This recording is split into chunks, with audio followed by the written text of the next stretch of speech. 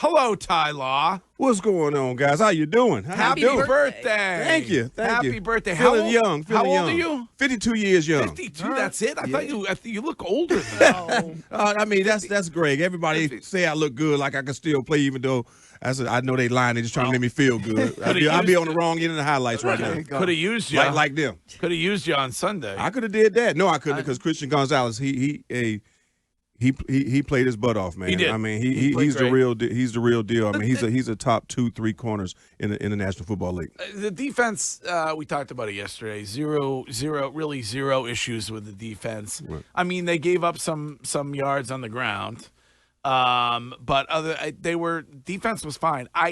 Explain it to me. We were talking about this earlier. Explain it to me like I'm 5. Why they were unable to pick up those blitzes throughout that football game. Well, the simplest answer I can give you is belt to ass.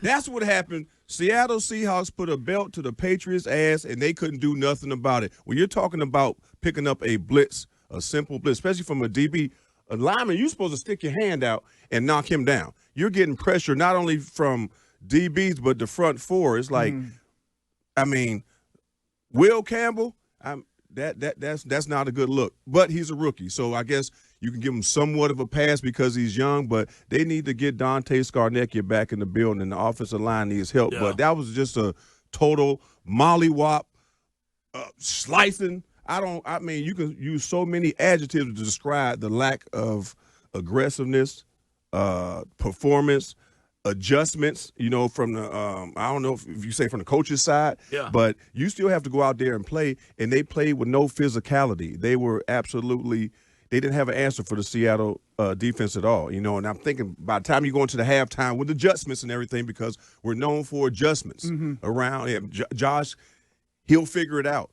He couldn't figure it out this time. There's 2 reasons why you don't pick up a blitz. First one is because the other team confused you, and you just were confused. Or the other reason is they bring more than you can block. But that wasn't always the case, though, Wiggy. Sometimes it's one-on-one. If you can't win a one-on-one battle, that's a you problem. Yeah, that's a one-on. But but I'm saying when you're letting guys run free, when they're blitzing, then there's either you were confused and you. Well, how are you confused when the wide receiver is pointing it out? Listen, I gotta say it's.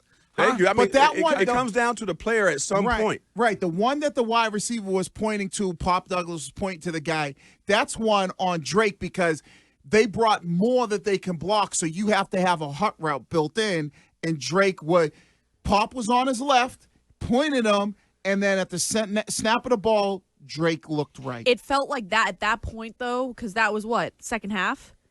No, that was early in the game. That was the second drive, I think. Okay, but he had started spiraling by that point already in my mind. Like, Drake Maye, for me, Drake all season never let anything rattle him, even if he wasn't playing well. It seemed like after that first series, he was rattled, and there was no coming back from it. And even once you got to the second half, he looked like he had given up.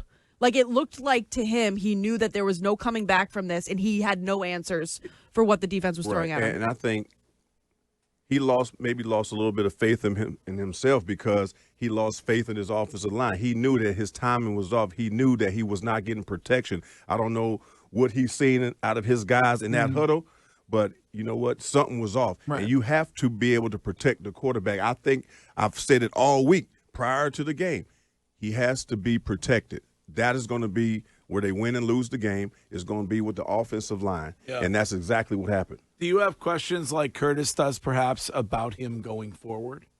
No, I don't have any questions about Drake Maye. And, again, he's a young guy. It was the second youngest quarterback ever to start a Super Bowl. So I think we're all disappointed. I think the team is disappointed, and they don't want to hear this.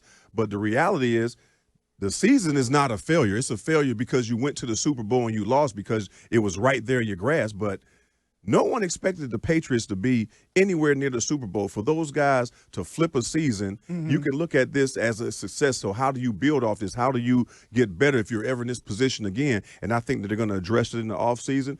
They need to get, again, Dante Scarnecchia, if you're listening, get your ass up off the couch and come on and help these boys. They need somebody else in there to help him. You They know were what I going to mean? drag him off the pickleball court. Exactly. But the season is a success, but now the issue becomes the expectations Right. before the season are going to be, you need to get back to the AFC Championship. So I think that's going to be the thing that it's going to be interesting how they deal with that type of success now moving forward and losing, because let's say you don't make it to the playoffs, or perfect example, what was it like, because I wasn't in 02, after you win the Super Bowl and then the next year you don't make the playoffs? Weren't people like, what the hell is going on? Yeah, you like what's going on, but at the same time, you got a Super Bowl. You won a Super Bowl. When we lost the Super Bowl, I think the expectations was we were going to go back again the next year. Yeah. You know, we're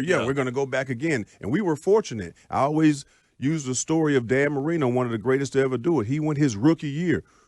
Who wouldn't think that you're going to go back 3-4 more times? He never went back again. So nothing is promised, but you look at this team, the way it's constructed from the top down, they're going to have more chances. But when you get in this situation, come on, Wiggy, you got to let them hang, bro. You got to go out there and play ball. Right. Christian Gonzalez, we ain't got to worry about him no more. I was sitting there really saying, is he going to go out there and follow what's it called, NBJ or Jackson, Jim or whatever? Yeah, Jackson Smith and Jim. Hey, man, he did his thing. So we know we got something on that defense right now. The offensive line, that has to be addressed. I don't know, from a talent standpoint, a cohesion standpoint, they have to be on the same page as a quarterback. You not want to make Drake Maye have to run the ball, and he didn't use his legs as well as I thought he would. So the lights were a little bright for him, but he has a bright future, and I think that they're going to be a great team, and we have a lot to look forward to here in New England. We got a lot to look forward to, guys. It's not over. We're disappointed, but I'm excited about the future. Yeah, to me, I'm hoping this, and this is what I'm hoping the future brings. I think you have to address a legitimate playmaker in the wide receiver group. That defenses have to go, all right, we need to know where this guy is all the time, and at times we might have to double him because it'll make it easier. You're going to have to address the offensive line issues, because I agree. Don't you have to address that first?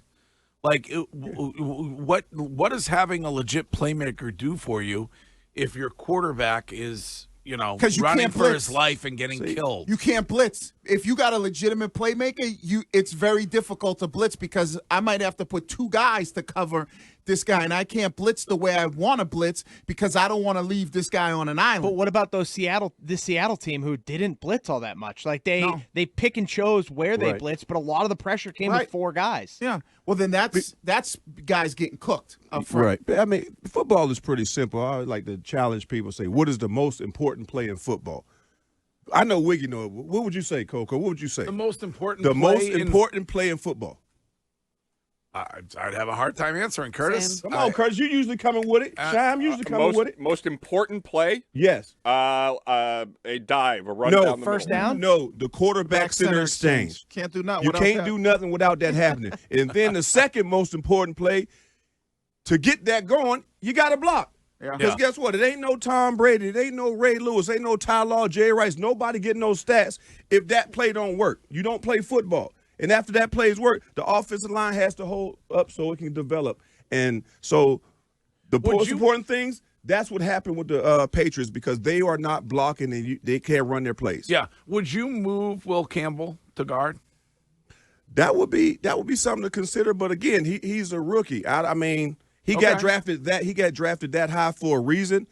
Of course, we don't see it right now. Yeah. Right. But again, I'm not an offensive line, so I really can't critique it like that. Wiggy, you played on offense. I think he's got one more year at left tackle, and if he struggles again, where he's just because there was plenty of times where he's just getting beat one-on-one, and if you can't hold up one-on-one at left tackle, then they need to get Matt Light down there to give him some tips or something. Yeah. Could it be, though, that he played much differently after the injury? Like him coming back from that injury, he would never look the same? Yeah, but there were plays where he was like getting cooked from the jump, so it wasn't even the injury. He got absolutely torched on one play by Devin Witherspoon. Like everybody saw the blitz coming. he was prepared for it, came off, and Devin Witherspoon just shook him out of his boots. And it has nothing to do with the injury. Like, when you're getting like, I'm just saying, like, maybe mentally, like, him coming back, it just wasn't the same. He seemed like a different player before the injury after. I mean, that could be like because confidence is key, right? He seemed nervous, didn't he? I mean, you saw him walking in there like yesterday. He looked like he was seeing ghosts before they even because his confidence was shaking. His confidence was shaking, but then you can see the difference in him, the way he's moving, and then the athleticism of the guys that he's going against, as far as with the power and the speed. So I don't know if that's the right position for him, but we ain't going to use no damn injuries right now in the Super Bowl as no excuse. We don't talk about after you hurt. If you out there, damn it, you got to play. Did it bother you that he wouldn't talk afterwards? No, because I wouldn't talk. I wasn't even trying to hear nobody talk after that performance I seen. And first of all, who the hell want to hear him talk after that performance? Well, I think a lot of people. What could you say that's going to make us feel better about what happened after what we just seen? Nothing that you say, we already seen it. You can't tell us nothing. I don't know. You got Drake out there showing his heart the entire Say time. what? Drake was out there showing his heart the entire time, answering all the questions, and that must have been tough for him. But that is the quarterback. That is a part of his job. That's a part of the contract with a quarterback. Don't nobody give a damn, and it's unfortunate because it's some great offensive linemen that just don't get the recognition that they should, and don't nobody want to talk to them any other time when they don't give up any sacks. So when you do, now they want you to step to the mic, but he was at a no-win situation because he would have stepped to the mic. Man, we don't want to hear what anything He'd have you been got like, to say. I'm trashing me. Yeah, exactly. That's it. I was absolute ass out there. Exactly. Now, if he'd have came out there and said that, we wouldn't have been like, that's the way, man. He stood up there like for charity. It's the last show. It's the last show. It's your birthday. You get one. All right, yeah, there we go. We got to take a break. Oh, yeah. But Ty Law is here on his birthday, and we'll be right back with more from Ty Law on a Ty Tuesday at WEI.